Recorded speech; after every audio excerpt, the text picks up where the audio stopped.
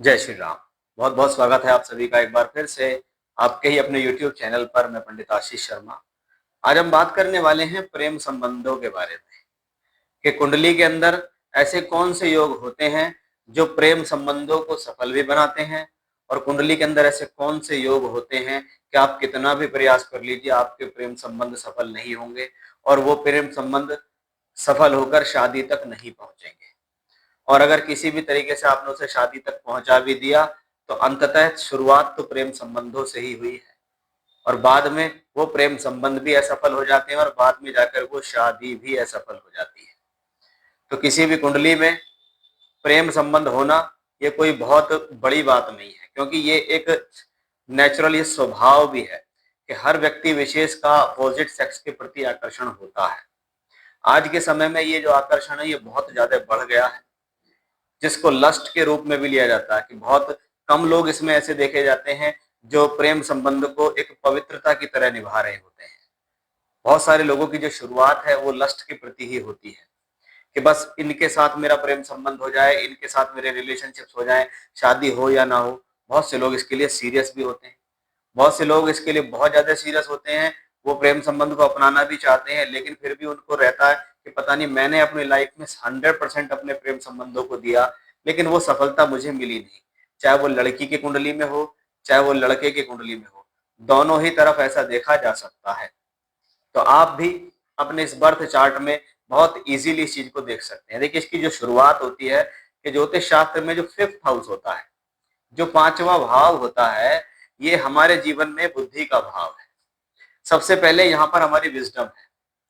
हम क्या सोचते हैं, हमारे मन में क्या विचार आते हैं, वो विचार हमारे किसी के लिए हैं, पढ़ाई के लिए है, नौकरी के लिए है, व्यापार के लिए है, हमारी बुद्धि किस प्रकार से काम कर रही है। तो वही बुद्धि के साथ साथ 5th हाउस में रोमांस भी होता है, क्योंकि प्यार करने के या अट्रैक्शन के या रोमांस के जो विचार है वो पहले आपके दिमाग में आते हैं। इसीलिए बहुत बार देखा होगा कि जो व्यक्ति को लव होता है या तो स्कूल लाइफ में हो जाता है, या कॉलेज लाइफ में हो जाता है, या कहीं कोचिंग ज्वाइन करते हुए हो जाता है। तो बहुत बार क्या होता है, 80% केसेस में ऐसा होता है। बाकी 20% केसेस आप जॉब करते हुए के दौरान आपको ऐसा होता है, लेकिन 80% केसेस में क्या है कि 5th हाउस अगर एजुकेशन है तो 5th हाउस रोमांस भी है।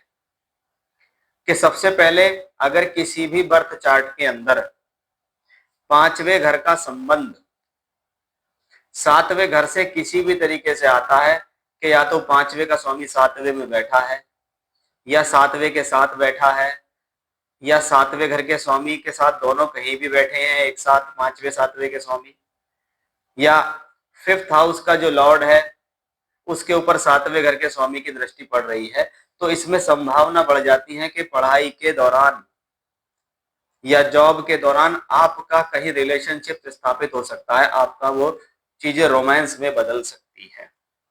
यही चीजों को हम नवांश कुंडली में भी देखते हैं, क्योंकि इसकी पूर्ण पूर्ति जो होती है वो नवांश कुंडली में होती है कि यही 5वें 7वें भाव के स्वामी ग्रह, स्पेशली जब नवांश कुंडली को हम देखते हैं तो वो प्रेम संबंध भी देखते हैं और तो वहां से हम मैरिज को भी देखते हैं। ठीक है, कि अंततः व्यक्ति प्रयास करता है कि जिससे प्यार कर रहा हूं उसके साथ शादी कर लूं। तो हमें यहाँ दो चीजों को देखना है। सबसे पहले लगन कुंडली का 5वां और 7वां भाव, इनके स्वामी ग्रहों को नवांश कुंडली में अच्छे स्थान पर होना चाहिए, एक बात। दूसरा, नवांश कुंडली के 5वें और 7वें भाव के स्वामियों को अच्छे स्थान पर होना चाहिए, नियम नंबर 2। तीसरा, अब इनको मिक्सअप कर देते हैं कि लगन कुंडली का 5वें 7वें का स्वामी नवांश कुंडली के 5वें 7वें भाव या उसके स्वामी से कनेक्ट हो जाए तो प्यार भी होगा और प्यार शादी में बदलेगा भी। इसको तो कहते हैं एक लव मैरिज का योग, के पहले लव हुआ फिर मैरिज हो गई। कि ये एक बहुत मोटा मोटा प्रारूप है, इसको 3 नियमों से लिख लो कि लगन कुंडली के 5वें और 7वें भाव को स्वामी को नोट कर लो, नवांश कुंडली के 5वें और 7वें भाव के स्वामी को नोट कर लो। अब इन चारों को नवांश कुंडली में देख लो, अगर वो आपस में कनेक्टेड हैं, स्पेशली 5वें और 7वें घर के स्वामी से, तो वो प्रेम संबंध सफल होते हैं। अब 1000% प्रेम संबंध असफल होंगे, ये मैं आपको बता देता हूं, आपकी पत्रिका में उठा के देख लेना। पहला नियम है कि अगर लगन कुंडली के 5वें भाव का स्वामी कुंडली के 6ठे, 8वें या 12वें भाव में बैठ गया है, पहला नियम, 5वें का स्वामी 6, 8, 12 में बैठा है और 6, 8, 12 के स्वामी का संबंध 5वें से है, तो सिर्फ प्रेम संबंध होते हैं, उसमें सफलता नहीं मिलती। शनि ग्रह को एक अलगाववादी ग्रह कहा गया। अगर शनि की दृष्टि, मैं बैठने की बात नहीं कह रहा हूं, अगर शनि की दृष्टि किसी भी तरीके से पंचम भाव या उसके स्वामी पर आती है तो ये प्रेम संबंध को सक्सेसफुल नहीं होने देती। बहुत बार आपकी खुद की गलतियों की वजह से, गलतफहमियों की वजह से, किसी थर्ड पर्सन की वजह से भी आप समझ सकते हैं कि भाई आपका प्रेम संबंध चलाने का प्रयास हो रहा है लेकिन विफल हो रहा है। अब इसको श्योरिटी और ज्यादा हम नवांश कुंडली से दे देते हैं कि आप जाओ सीधा नवांश कुंडली के अंदर। सबसे पहले ये देखो कि लगन कुंडली के 5वें घर का स्वामी अगर नवांश कुंडली के 6, 8, 12 भाव में बैठ जाए या नीच का हो जाए या शनि से दृष्ट हो जाए तो भी प्रेम संबंध सफल नहीं होगा, प्रेम संबंध कभी भी शादी तक नहीं पहुंचेगा। ठीक है, तो पहले लगन कुंडली में देख लो। दूसरा, लगन कुंडली के 5वें भाव के स्वामी को उठाकर नवांश कुंडली में बिठा लो और देख लो कि भैया वो वहां पे 6, 8, 12 स्थान में गया है, नीच का हुआ है, शनि से दृष्ट हुआ है, तो प्रेम संबंध सफल नहीं होंगे। नियम नंबर 3, नवांश कुंडली का 5वां भाव, ध्यान रखिएगा, नवांश कुंडली के 5वें भाव का स्वामी अगर वहां 6, 8, 12 से जाता है, वहां नीच का हो जाता है और उस पर भी शनि का एस्पेक्ट आ जाता है, तो आप इसको और श्योरिटी से मान सकते हैं कि भाई कितने ही बार लाइफ में लव कर लेना। मैं ऐसे ऐसे लोगों को जानता हूं जो कहते हैं 5-5, 6-6 बार हमारे जीवन में अफेयर हुए, लव रिलेशनशिप्स हुए, लेकिन वो किसी भी तरीके से सक्सेसफुल नहीं हुए।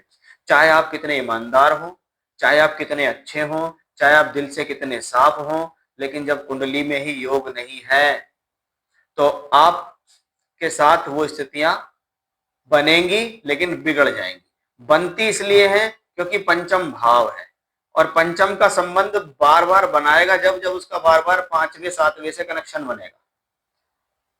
जितने भी लोगों के जीवन में बहुत सारे लव रिलेशनशिप्स हुए हैं उनकी हॉरोस्कोप में पंचम सप्तम का कनेक्शन आपको लगन नवांश में दिख जाएगा कि एक प्यार संबंध टूट गया, दूसरा, दूसरा फिर तीसरा, तीसरा फिर चौथा, फिर 5वां, ऐसे चलता रहेगा, लेकिन सक्सेस किसी में नहीं मिलती, सक्सेस किसी में नहीं मिलती है। तो वो चीजें देखिए, इसमें एक चीज मैं और ऐड कर देता हूं कि जिन भी लोगों के प्रेम संबंध शादी से पहले रहे हैं तो ये कैसे पता लगाया जाए कि शादी के बाद भी वो संबंध रहेंगे या नहीं रहेंगे। अगर लगन कुंडली के पंचम भाव का संबंध, भाव के स्वामी का संबंध नवांश कुंडली के पंचम, सप्तम या द्वादश भाव से आता है तो हम ये कह सकते हैं कि भाई विवाह के बाद भी आपका जो संबंध है उसके कंटिन्यू रहने के चांसेस बनेंगे। भले ही आपकी शादी हो गई, अरेंज मैरिज हो गई, लेकिन फिर भी आपका मन, आपका अट्रैक्शन पिछले प्रेम संबंध से जुड़ा हुआ रहेगा कि उसको आप भूलेंगे नहीं, उससे आप कांटेक्ट बनाने की कोशिश करते रहेंगे या वो कांटेक्ट चलता रहेगा। ये हमें विवाह के पश्चात भी दिखाई दे जाता है।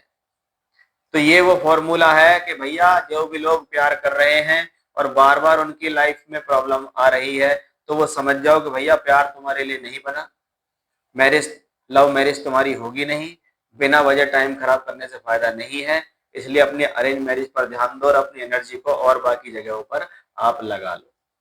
तो ये था मेरा आज का विषय, जो बहुत बहुचर्चित विषय है आज के समय का, वो है प्रेम संबंध। कि व्यक्ति को यही समझ में नहीं आता कि प्रेम संबंध करूं या ना करूं, या करूं तो ये आगे सक्सेसफुल होगा नहीं होगा, मैरिज तक जाएगा या नहीं जाएगा, इसके बारे में मैंने आपको जानकारी देने की कोशिश की है। जय श्री राम।